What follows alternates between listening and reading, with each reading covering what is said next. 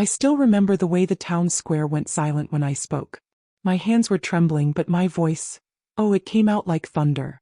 Because when you find out your own mother, your jealous, bitter mother, has gotten pregnant by your fiancé, well, something inside you snaps. That day I didn't just expose a secret. I cracked open decades of rot that had been living right beneath our family's front porch. But before I tell you how I brought their shame out for the whole town to hear, before I tell you how neighbors gasped and church ladies clutched their pearls tighter than their Bibles, I need to take you back, way back, to the days when I still trusted the people who would one day betray me. My name is Betty, but you can just call me Boo. I'm 78 years old, and I've carried this story in my bones longer than some folks around here have been alive. I've always said I wouldn't talk about this, but at my age the truth feels lighter than secrets. So sit with me a while, sweetheart. Be sure to like, comment, and subscribe if you enjoy stories from the old days, because I'm finally ready to tell mine. I was born in 1947 in a little Pennsylvania town where everybody knew your daddy's truck by the sound of its engine. Back then, summers smelled like cut grass and gasoline, and winters smelled like wood smoke and wet mittens drying over the registers. We didn't have much, but we had enough. A garden out back, a radio humming gospel on Sunday mornings, and a front porch where secrets were whispered after supper. My mother, Lorraine, was a beautiful woman, but beauty can be a curse when it grows in soil watered by jealousy. She could turn heads on Main Street with a single swish of her hips, but the moment anybody complimented me, her smile flickered like a dying lamp. My father died young, heart attack on the factory floor, and after that Mama's moods got sharper. She needed attention the way a thirsty plant needs water, only it never seemed to be enough. Still, my childhood had sweetness. Fireflies in jars. Ice cream cones melting down our wrists. My first Sunday dress, yellow as warm butter. And then there was my fiancé, Tommy Caldwell, whom I met in 1966 at the Harvest Barn dance when I was 19. Tommy was handsome in that clean-shaven, all-American way. Straight-backed, polite, with big dreams of opening an auto shop one day. Mama liked the attention he gave her. Liked it too much, maybe. But I didn't notice. Not then. I was too in love. Tommy proposed to me on a warm June evening beneath the willow tree behind my mother's house. The same willow Daddy used to nap under during summer afternoons when the factory let out early. Its branches swayed like long, gentle fingers brushing the earth, and the air smelled of honeysuckle drifting in from Mrs. Greeley's yard. Tommy had brought a blanket, a little picnic basket, and a nervous smile that told me more than any words could. I remember how his hands trembled just slightly as he reached into his pocket, and how time seemed to stretch out like warm taffy the moment he got down on one knee. When he opened that tiny velvet box and asked me to marry him, my heart filled up so fast I could barely breathe. I said yes before he finished the sentence. We laughed, cried, kissed. Oh, it was the kind of moment a young woman tucks away in her memory like a pressed flower. But when we walked back to the house hand in hand, Mama was standing in the doorway watching us as if she'd been waiting. Her smile was wide but not warm, not the kind a mother gives her daughter who's just been proposed to. No, her eyes flickered with something else, something sharp.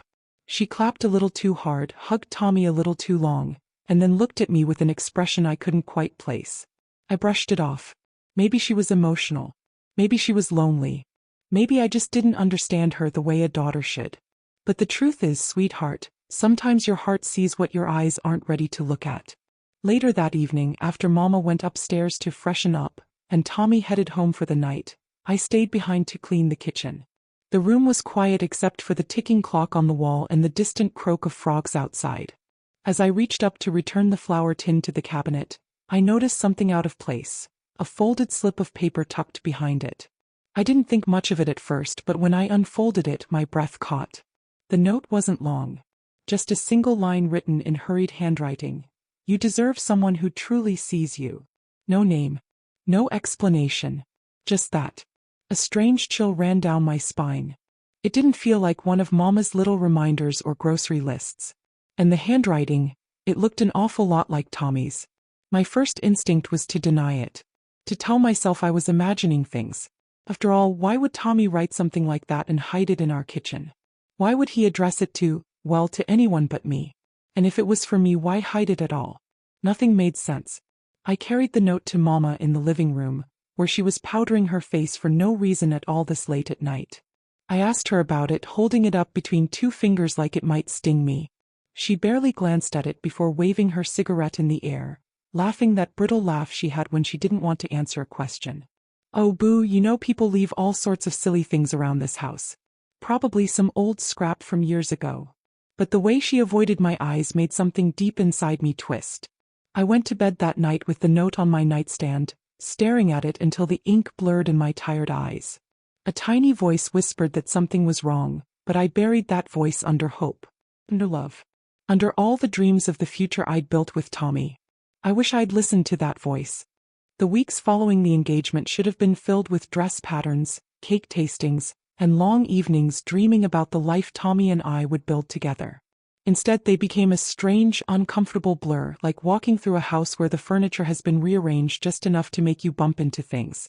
Mama's behavior shifted in ways I couldn't ignore, though I tried to tell myself it was nothing. She began dressing up more often, buying herself new perfume and bright lipstick that stained every coffee cup in the house. She'd hum while curling her hair, glance at herself in mirrors longer than usual, and suddenly claim she needed to start feeling like a woman again. But the strangest part was the way she acted when Tommy was around. She'd glide into the room as if she'd been waiting for her cue, leaning against door frames with her hip cocked, laughing a little too loudly at his jokes, placing her hand on his arm as though it were the most natural thing in the world. And Tommy, good gentle Tommy, always seemed uncomfortable, shifting away from her touch, clearing his throat, and avoiding my eyes like a man carrying a secret he wasn't ready to set down. One Saturday afternoon, I came home early from work at the Five and Dime store, my arms full of fabric samples for my wedding dress. I walked into the kitchen and froze. Mama was standing there in a fitted red dress, hair freshly curled, lipstick shining like cherries in the summer sun. And there was Tommy under the sink, fixing a leaky pipe he'd promised to take a look at. Mama was kneeling beside him, pointing at something on the floor, far closer than she needed to be. Her voice was soft, almost girlish, and when she heard me step inside, she practically jumped to her feet. "Well," she said too brightly, "you're home early, boo." I nodded, forcing a smile as my heart pounded in my ears. "You're awfully dressed up for plumbing problems, Mama." She smirked, smoothing her dress. "A woman should always look her best. You never know who might stop by." Tommy didn't say a word. He just tightened the pipe a little too hard and nearly stripped the fitting. Something inside me shifted then, like a picture frame tilting on a wall. But the real blow came a few days later. Tommy had asked me to meet him at the diner, but on my way out I realized I'd forgotten my purse. Rushing back inside, I heard whispering coming from the pantry, Mama's breathy voice and a low murmur that sounded suspiciously like Tommy's. I moved closer, heart hammering, just in time to catch the tail end of Mama's sentence. "You don't have to feel guilty. She doesn't need to know." Before I could push the door open, the whispering stopped abruptly, followed by the sound of quick footsteps. I stepped back, pretending to fix my hair in the hallway mirror as they emerged. Mama looked flushed, her lipstick smudged at the corner. Tommy wouldn't meet my eyes. He gave me a quick kiss on the cheek and hurried out the door with some excuse about getting to the diner early. Mama watched him leave, then turned to me with that signature smile of hers, sweet on the surface, sharp underneath. "You should trust your man more, boo. He's a good one." Something cold slid down my spine. It felt like a warning disguised as reassurance. That night, as I lay in bed staring at the ceiling, I told myself I was imagining things. I loved Tommy. Mama was lonely. And marriage. Well, marriage planning could make anyone a little tense, couldn't it? That's what I told myself. But deep down, beneath the layers of hope and denial, a small seed of suspicion began to sprout, one that would soon grow into something too big to ignore. Life has a way of offering small warnings before it breaks your heart clean open. But back then I was too focused on wedding plans and trying to keep Mama's mood steady to notice the danger inching closer. Started with something simple, numbers not adding up. Daddy's life insurance money, what little was left of it, was kept in a small metal lockbox in Mama's closet. She liked to say it was for emergencies only, though somehow she always found a new emergency when it suited her needs. I balanced her checkbook every month, a habit Daddy had taught me before he passed, and for the longest time, everything stayed relatively steady. Until it didn't. One chilly October morning, I sat at the kitchen table with Mama's checkbook open, my pencil tapping against the page. A $300 discrepancy stared back at me like an accusation. Now, $300 might not sound like life-changing money today, but back then, sweetheart, $300 could cover rent, groceries, gas, and still leave a little for Sunday dinner. I double-checked the numbers. Then triple-checked. But the truth wouldn't budge. The money was gone. I brought it up gently at first. Mama, did you take anything out for a bill I might have forgotten? She barely looked up from her magazine. Groceries, she said flatly. But our pantry was nearly bare. The bread was stale, the sugar tin nearly empty, and we hadn't had fresh fruit in weeks. I opened my mouth to question her again, but the look she shot me was sharp enough to cut the air in two. I swallowed my worry, but the gnawing sensation in my stomach didn't go away. 3 days later, Tommy and I were walking home from the diner hand in hand, when he paused under the street lamp. He shifted from foot to foot, clearing his throat the way he always did when he was nervous. Boo, he said, eyes avoiding mine. Could I borrow $50? Just for a little while. I blinked at him. Tommy worked overtime at the auto shop. He always had cash tucked in his wallet or glove compartment. What do you need it for? Car parts, he said quickly, too quickly. I felt that familiar twist in my chest, the same one I'd felt when I found the note behind the flour tin.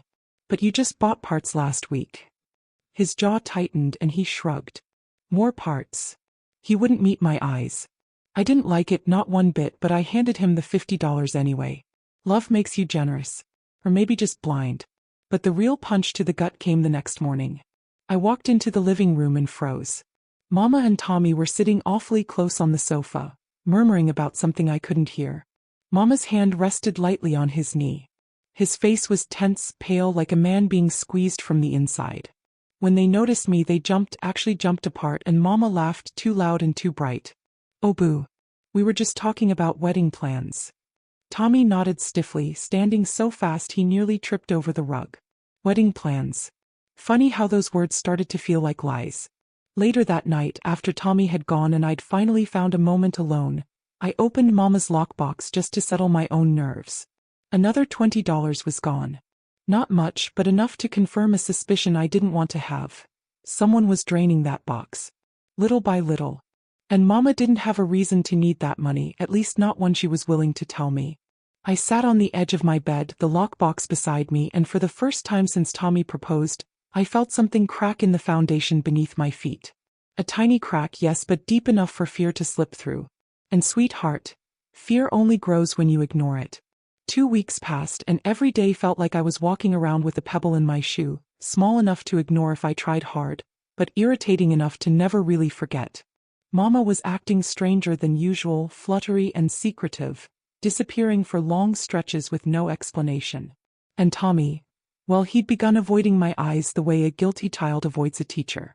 He still kissed my forehead, still called me boo, but his touch felt distracted, like his mind was always somewhere else, somewhere I wasn't invited. I kept telling myself I was imagining things. After all, Mama had her moods and Tommy had been working long hours. But the truth was growing roots in my gut, and no matter how I tried to reason it away, it tugged at me with quiet insistence. The breaking point came on a rainy afternoon. I came home from my shift at the diner soaked to the bone. I kicked off my shoes, headed straight for Mama's room to check on her, only to find her gone again. The house was silent except for the tick-tick-tick of the wall clock and the steady patter of rain against the window. I don't know what possessed me to open her bedside drawer. Maybe I was looking for some sign, any sign of where she was disappearing to. Maybe I was hoping to find proof that everything was fine. But the moment the drawer slid open, I knew I'd found the opposite. There, tucked beneath a stack of old church bulletins, was an envelope. My name wasn't on it, but something about the way it was shoved into the corner made my heart beat hard against my ribs. I hesitated. I really did. But Mama never hid anything from me, at least not until recently, and some part of me knew this was connected to the money, to the lies, to the unease gnawing at my mind. I slid the envelope open. Inside was a folded sheet of paper. A receipt. My eyes scanned the words, and at first they didn't make sense. Cash transfer, $500. Recipient, T. Walker. Tommy. My Tommy. The room tilted. I grabbed the edge of the dresser, my breath stalling in my throat.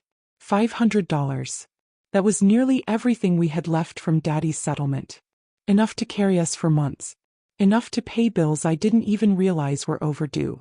Enough to change the course of the life I thought I was building with the man I loved. The note tucked behind the receipt was even worse. Written in Mama's sharp cursive.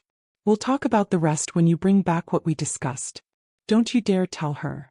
Don't you dare tell her." My stomach twisted so violently I thought I might be sick. I didn't know what they were trading. Money? Secrets? Promises? But whatever it was happening behind my back. By then, the rain outside had grown heavier, almost violent, lashing against the house like it knew what I'd just discovered. I sat on Mama's bed, the paper trembling in my hands, and let the weight of it settle on me. Tommy wasn't borrowing money. He was taking it.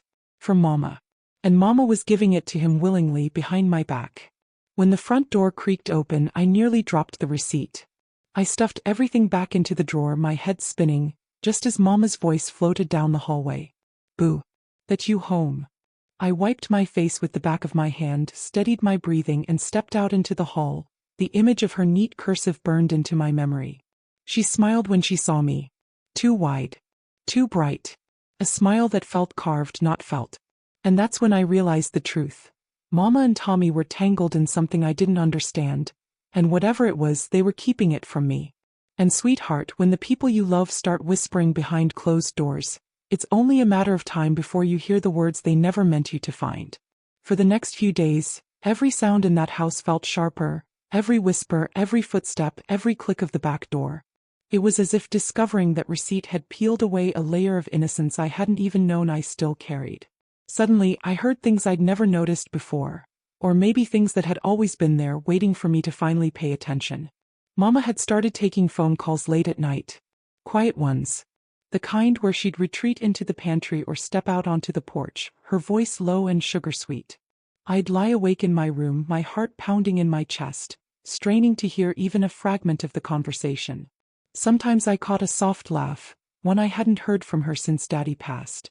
Sometimes I heard her whisper, "Now stop, you know I can't talk like that with Betty in the house," followed by a playful little giggle that made the hair rise along my arms. It wasn't just the calls. It was her behavior around Tommy. She'd act startled whenever he walked through the door, as if she didn't expect him. And he never came inside the way he used to. Instead, he'd linger on the porch, talking to Mama in hushed tones before tapping lightly on the doorframe and calling out, "Boo? You home?" as if he hadn't already been there for several minutes. Their silences became louder than their conversations. Their glances lingered in ways that made my stomach twist. I noticed Mama smoothing her hair when she heard his footsteps, touching her lips as if checking her lipstick, though she rarely wore any. And Tommy, well, he turned toward her with this strange mixture on his face. Not guilt exactly. Not affection. Something murkier. Something I couldn't name yet. But the moment that truly shattered my peace happened on a warm Wednesday night. I'd gone to bed early, too tired to read or think or do anything besides stare at the ceiling. Around midnight, I woke to the faintest sound, a laugh. Mama's laugh. Soft. Breathless. Intimate. It drifted up from the kitchen like smoke. I sat up, my heart jumping into my throat. Another sound followed, something like a chair leg scraping, then a low murmur too deep to be hers alone. Tommy's voice. I slipped out of bed, careful not to let the floorboards creak. My bare feet moved across the rug, then the hallway, then the stairs as quietly as I could manage. Every step felt like sinking deeper into a dream I didn't want to have. About halfway down I paused. The kitchen light glowed beneath the doorway. Not bright, just the dim amber hue of the old overhead bulb Mama used during late-night tea. And then I heard it. A giggle. Mama's. Too young. Too flirtatious. Followed by Tommy whispering, "You shouldn't tease me like that." My hand froze on the banister. I wasn't breathing. I couldn't. My ears rang, drowning out everything except the pounding of my pulse. I leaned forward, trying to catch just one more line, one sentence that would make all this make sense. But the universe can be cruel in its timing, and before I could hear more, Mama's chair scraped again. "We can't keep meeting like this," she whispered. My vision blurred. They weren't doing anything, not yet, not that moment, but they were close enough for whispering, close enough for laughter that didn't belong in the mouth of a mother talking to her daughter's fiancé. Close enough for lines to blur in the dark, even if they pretended they weren't crossing them. I backed away, careful, silent, retreating up the stairs before they could catch me listening. I climbed into bed fully awake, trembling from something worse than fear. Something like humiliation. Something like betrayal still forming its shape. Hours later, Tommy slipped into the house through the back door, his footsteps tiptoeing down the hall until he knocked on my door with that practiced softness. "Boo. Are you awake?" I squeezed my eyes shut and stayed still. He waited. Then I walked away. But I'd heard enough to know that something was rotting beneath the surface of our little life. Something neither of them wanted me to see. And sweetheart, rot doesn't stay hidden for long. After that night, the giggles, the whispers, the scrape of chairs in the dark, I moved through the following days like a ghost in my own home. I still cooked breakfast, still folded laundry, still brushed my hair and pinned it back like a proper young woman should. But inside, everything felt cracked, fragile. Like one wrong move would send the whole world crashing down. Mama acted as though nothing had happened. She hummed around the kitchen, fluttering from chore to chore with a kind of lightness that made my skin crawl. And Tommy, he was suddenly full of excuses. Late shifts. Helping his brother. Car trouble. So many reasons he couldn't stay long, couldn't sit beside me, couldn't look me in the eyes the way he once did. But it was Mama who slipped first. I noticed it one morning while she was standing at the stove frying eggs. She pressed a hand to her lower belly and winced just slightly. It was quick, small enough that someone else might have missed it, but I'd known that woman my whole life. I knew when her smile was real and when it was a mask. And that wince? That was something she was hiding. At first I tried to push it aside. Stress maybe. Fatigue. Gas, even anything but the thought that crept in uninvited. Is she sick? No, I couldn't let my mind go there. It felt like a betrayal to even think it. But the signs kept coming. Mama was tired all the time. She ate pickles before sunrise, then couldn't stomach the smell of bacon. She cried over the smallest things, a broken jar, a sad song on the radio. And she kept disappearing in the afternoons, claiming she was going to visit Mrs. Lambert across town for knitting lessons, even though Mrs. Lambert hadn't knitted a thing since her cataracts got bad. One day I decided to follow her. I didn't plan it, it just happened. She headed down Elm Street, her purse tucked close, her steps slow and deliberate. I stayed far behind, pretending to admire window displays, pretending to browse the market stands. I felt ridiculous, 21 years old, sneaking after my own mother like a detective in one of those dime store novels. But then Mama turned the corner near the pharmacy and walked straight into Dr. Harlan's clinic. My breath caught in my chest. Mama hated doctors. She avoided them even when she was sick as a dog. For her to walk into that clinic willingly meant something was wrong. Terribly wrong. I stood across the street, frozen, my mind spinning through possibilities, cancer, a heart condition, some awful illness she'd been hiding. But even in my fear, the darker thought slid in like a knife. Or she's pregnant. I shook my head hard, too hard, like I could rattle the thought loose. Mama was 46. Women had babies that late, sure, but I couldn't picture it. I didn't want to picture it.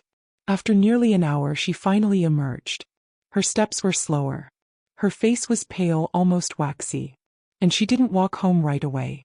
She stopped behind the clinic, near the alley where no one could see her from the street, and leaned against the wall. Her body trembled.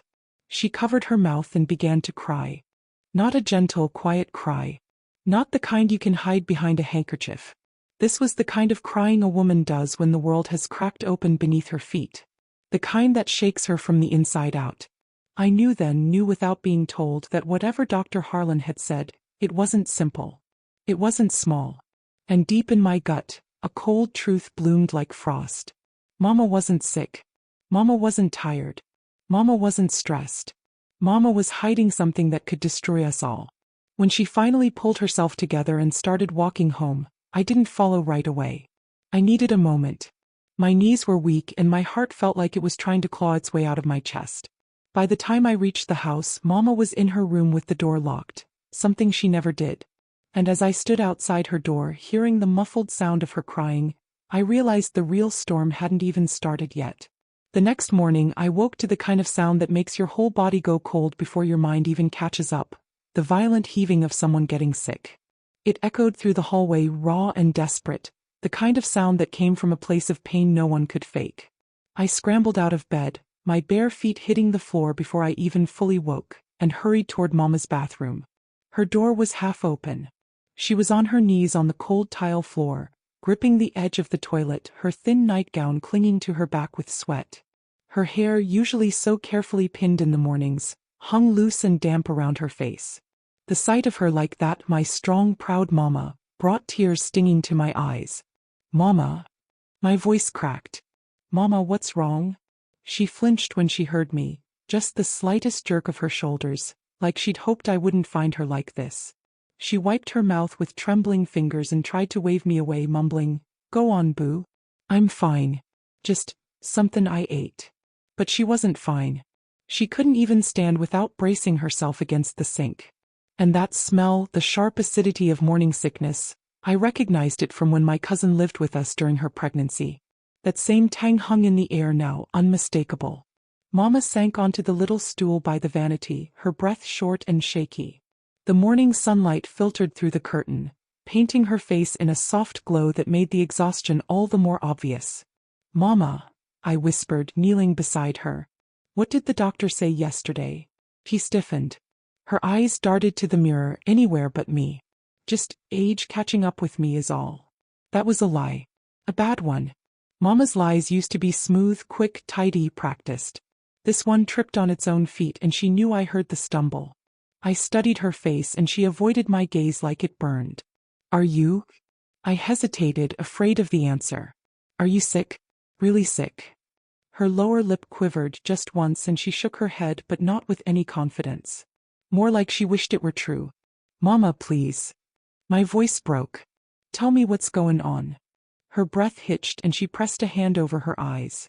For a moment I thought she was going to crack wide open and tell me everything. I could feel it in the air, that fragile moment when truth sits right on the edge of falling out. But suddenly she straightened her shoulders, forcing composure onto herself like slipping on a coat. "It's nothing for you to worry about," she said firmly, almost sharply. "You've got your own life to focus on." I opened my mouth to protest, but she stood up, pale, unsteady, but determined. "Go on downstairs, boo. I'll be down in a bit." Her voice was final. I recognized that tone. It meant the door to that conversation was closed. For now. But what she didn't realize was that I'd already seen too much to turn back. As I walked down the hall, I paused by her bedroom door and noticed something else, her purse sitting on the dresser, wide open. Papers poked out of the top. A folded sheet from the clinic. A card with Dr. Harlan's name. And then my stomach twisted, a small slip with a date circled in red ink. A maternity appointment. My hands went cold. Mama wasn't sick. Mama wasn't stressed. Mama wasn't just acting strange. She was pregnant. And deep in my bones, in the place where instincts whisper the things our minds refuse to accept, I knew this child. This secret. This growing storm inside her. It wasn't just going to break our family. It was going to destroy my life. I didn't go downstairs right away. I couldn't. My legs were shaking so badly I had to sit at the top of the staircase just to catch my breath. Mama's retching still echoed inside my ears, looping with the memory of that maternity appointment slip peeking out of her purse. I kept telling myself there had to be another explanation. Maybe she was helping a friend, maybe it was a misunderstanding, maybe. But deep down, the truth was already there, knocking with slow, steady insistence. Mama was pregnant, and she was trying with every ounce of her being to keep it hidden from me. A few minutes later, I heard her light steps making their way down the hall, the careful, measured kind you take after crying. I scrambled up, wiped my face, and hurried into the kitchen so she wouldn't see the tremble in my hands. She came in moments later. Her hair was brushed, her lips touched with the faintest pink, her nightgown replaced with a clean dress. She'd patched herself together just like she always did, hoping the cracks wouldn't show. "Morning, boo," she said quietly, avoiding my eyes as she set a pot of water on the stove. I watched her, really watched her. The shaky movements. The way she leaned on the counter for support. The way she pressed a hand to her stomach when she thought I wasn't looking. Everything she did screamed a truth she refused to say out loud. "Mama," I said gently, "you don't have to pretend around me." She froze mid-reach for the tea tin, her shoulders stiffening like someone had touched a bruise. "Pretend what?" she asked, her voice too light, too flat. "That you're all right," I whispered. "That nothing's wrong." She swallowed hard. Her hand trembled on the tin lid. For a moment I saw her resolve waver, her eyes glassing over, her lips parting as though the truth was climbing up her throat. But then as quickly as it came she forced it back down. "I told you," she said, turning her back to me. "It's just my stomach acting up. You don't need to fuss." I moved closer. "Mama, I saw the paper. The appointment. The one circled in red." Her fingers tightened around the kettle. She didn't turn. Didn't breathe. Didn't move. "You went into my purse?" she whispered, her voice dangerously low. "No," I said softly. "I just saw it." The flap was open. Silence filled the kitchen, thick, suffocating, heavy with everything she didn't want to say. Finally she turned around. I will never forget the look in her eyes. Fear, shame, defiance, and something else, something dark and complicated and deeply human. "Mama," I said, voice trembling, "are you pregnant?" Her chin trembled. Her hands twisted in her dress. And for the first time in my life she couldn't lie to me. Her eyes filled and she looked down just once, before nodding so slightly it was nearly invisible. A soft, broken sob escaped her. I couldn't speak. Couldn't breathe. The room tilted around me and my hands flew to my mouth as the truth struck me like a blow. My mother, my own mother, was carrying a child. But the real horror, the one clawing at the edge of my mind, was something I wasn't ready to face. Not yet. Because with every piece of this puzzle that fell into place, the late night calls, the secret meetings, the money that disappeared, the way she and Tommy whispered in the dark, it pointed toward one unbearable conclusion. One I couldn't force myself to say aloud. I reached for her but she stepped back, tears streaking her cheeks. "Betty." "Boo," she whispered hoarsely, "just let me handle this." Handle what? The pregnancy? The secret? The betrayal? Or the truth she knew I was getting closer to seeing? Before I could ask, before I could breathe, she pushed past me and hurried out of the kitchen, leaving me standing there with my heart pounding so loud I could hear it in my teeth. And that's when I realized, whatever Mama was hiding wasn't just a mistake. It was a choice. And sooner or later I would uncover exactly who she had made it with. I spent the rest of that day drifting around the house like a woman living underwater. Every sound felt muffled, every movement slow. Mama shut herself in her room and I didn't try to open that door, not yet. I needed time to breathe. Time to think. Time to gather the pieces of my heart scattered all over that kitchen floor. By evening I still hadn't heard a word from Tommy. He hadn't come by in 2 days, which was unusual. He always came by, even if just to eat supper and kiss my cheek before leaving for his shift. But that afternoon, as the sun was sinking low and the cicadas buzzed loud enough to fill the whole block, I heard the rumble of a familiar truck pulling into our drive. My heart jumped. Part fear. Part hope. Part dread. I wiped my face quickly and opened the door, trying to look normal, trying not to look like a woman standing on the edge of a cliff. Tommy climbed out of his truck wearing his usual work shirt, grease smudged across his forearm. But something about him looked off. His eyes were shadowed, exhausted. His jaw clenched too tight. He carried himself like a man dragging a heavy secret behind him. "Hey Boo," he said softly, shoving his hands into his pockets. "Can we talk?" I stepped aside to let him in and he brushed past me, but not before I caught a whiff of something familiar, Mama's perfume. Her exact scent. The powdery floral one she only wore on her special days. My chest tightened. He sat at the kitchen table, the same place where Mama had stood shaking that morning, and he wouldn't look at me. Not directly. "What's going on, Tommy?" I asked, keeping my voice steady even though my insides were trembling. "You've been distant. And Mama's not well. I know something's wrong." He ran a hand through his hair, his fingers shaking. "Boo. It's complicated." I swallowed hard. "Then uncomplicate it."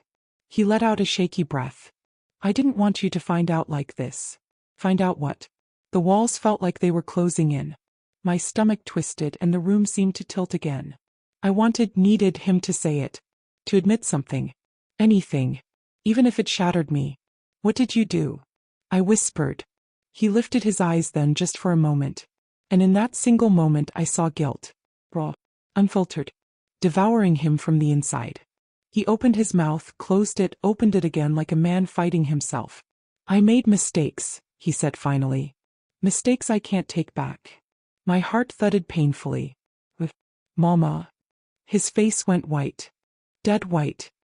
He looked at the floor, his hands gripping the edge of the table until his knuckles turned bone pale. "Tommy," I said, my voice barely more than air, Look at me. He didn't. Look at me, I said again, firmer. Slowly, so slowly, he lifted his gaze. And there was the truth, staring me in the face. He didn't have to say a word. My breath left my body in a sharp, painful rush, like someone had punched me straight through the ribs. The kitchen swayed, my vision blurring at the edges. I gripped the counter to steady myself. How long? I whispered, choking on the words. He covered his face with both hands. Book, please. How long? I demanded, louder now, the desperation breaking free. He lowered his hands, eyes bloodshot, and whispered a single word that split me in half. Once. Months. Mama's late night calls. The secret glances. The missing money. The giggles in the dark. The receipt. The pregnancy. It all clicked together in a way that made me feel physically ill. I stumbled back, shaking my head. No, Tommy. She's pregnant. Do you understand what that means? He squeezed his eyes shut, tears slipping down his cheeks. I had never seen him cry before. Not once. Not even when his father died. His voice cracked. I know. Something inside me broke clean in two. And is it yours? I asked. The world held still. Not even the kitchen clock dared tick. Tommy opened his eyes. And the way he looked at me, devastated, ashamed, drowning, told me everything I never wanted to know. He didn't even have to speak. But he did. Yes. That one word echoed through the room like a gunshot. I felt my legs give out, but my hand caught the chair behind me just in time. My breath came in sharp, painful bursts. Every piece of my past, my present, my future shattered in that moment, falling around my feet like broken glass. Tommy reached for me, desperate. Boo, please, I didn't mean. Don't touch me, I whispered, stepping back.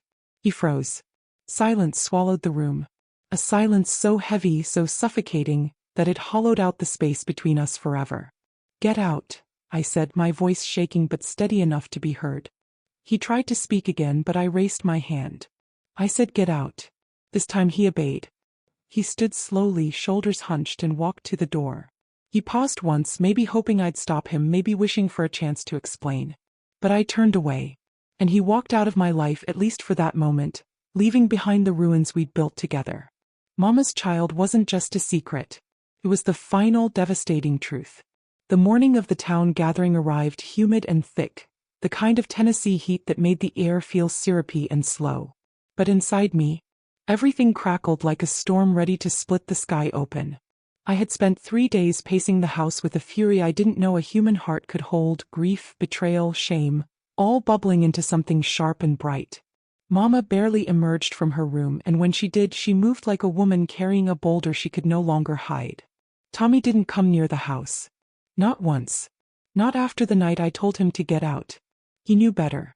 Or maybe he was just waiting for the explosion he knew was coming. They must have forgotten who raised me. Daddy taught me many things. How to stand tall, how to speak my mind, and how to never, ever let deceit eat a hole through my home.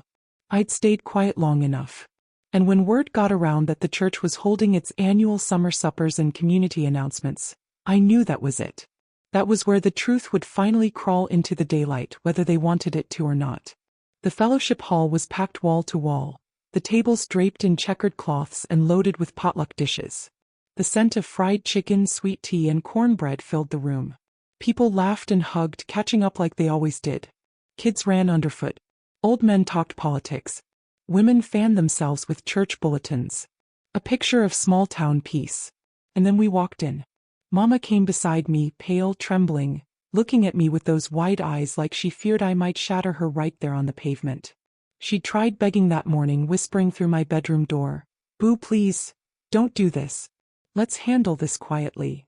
But quiet was how she committed the betrayal.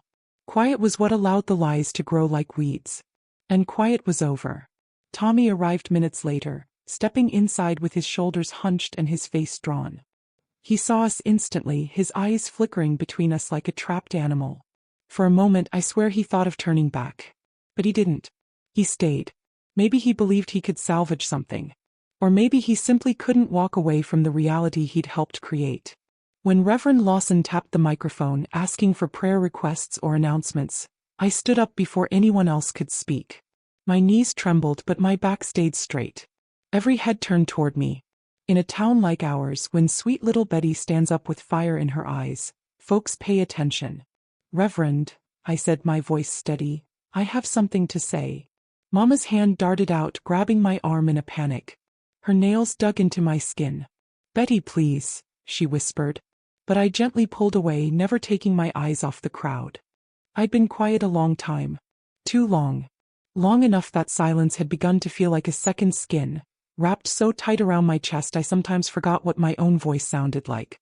But that day, standing in that crowded hall with every familiar face turned toward me, I knew something had shifted inside. I've been quiet long enough, I said.